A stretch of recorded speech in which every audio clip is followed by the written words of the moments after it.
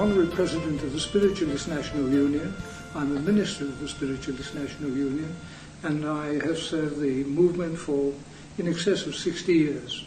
Thank you. I also understand that you are a former President and Vice President of the SNU. I am indeed. Okay. In all those years, I'm sure you've met many of the wonderful mediums we ourselves can only read about. I have. It's been my honour and privilege to know so many of them that I can almost say, going back almost to 60 years, that I've known various names, people who were outstanding in their field of being mediums and the phenomena that they produced. We were talking earlier about Helen Hughes, for example. We know from her book what a wonderful medium she was, but I understand you knew her personally. When I was in the Royal Air Force at the end of the war, I had the privilege of meeting Helen Hughes in Bath, and from that point onward I met her on several occasions. But she was a brilliant, small medium, but she was exciting to watch. She was so deliberate in the manner in which she delivered her contacts, which would always, I think without fail, prove to be evidential. A remarkable woman, came from a humble background in the north of England, but a lady of great eloquence and charm, but ability, well, something I've never forgotten. Did you also know Estelle Roberts? I didn't know her. I know of her, but of course I know many people who had the privilege of knowing Estelle. In that sense, she was perhaps an outstanding medium, and the people who worked with her, the spirit people who worked with her, proved to, even to royalty and to men of outstanding ability of the day, the authenticity of spirit return.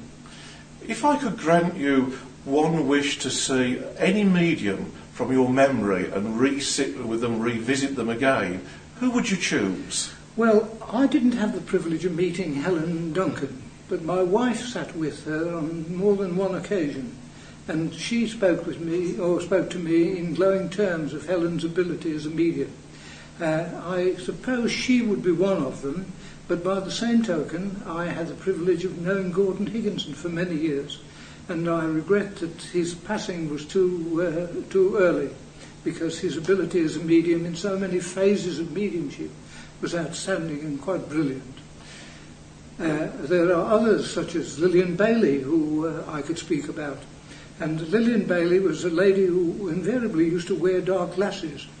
But on one occasion, such was the excellence of her mediumship, that she was asked if she would agree to a test seance, which she agreed to, and a car went to her home to pick her up, and she was asked if she'd mind being blindfolded. So as she got into the car, she was blindfolded.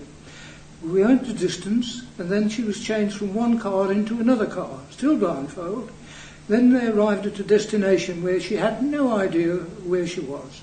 She was taken into a room, sat down on what she regarded as very plush chair, and then after a little while she went into trance, and the séance began. It was only after the conclusion of the séance that she was unblindfolded, and then she realised she sat in the illustrious company of the Queen Mother, the Queen, Prince Philip, the Princess Alexandra, and the Duke of Kent. You may think, oh, well, that's a good story, but the fact is that the court correspondent at the time, I think her name was Anne Murray, reported it in the Daily Telegraph, and that story was never denied. Neither, indeed, was it denied when it was printed in the Queen Mother's book about this woman, the Queen. Thank you, a remarkable story. Yeah. You knew Gordon Higginson for many years. 46 years.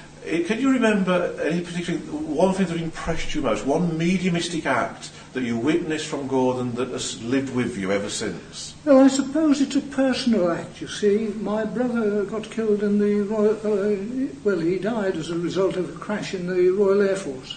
And his plane crashed into the sea in Singapore, which was a long distance from the Midlands, where we live. Gordon gave us evidence of such outstanding quality that it was impossible to doubt it. He gave my brother's rank, his number in exactly the sequence that it was known to us, his nickname, and the various details about the crash. And the Air Ministry had never conveyed to us the manner in which the crash had taken place, or those who had survived the crash.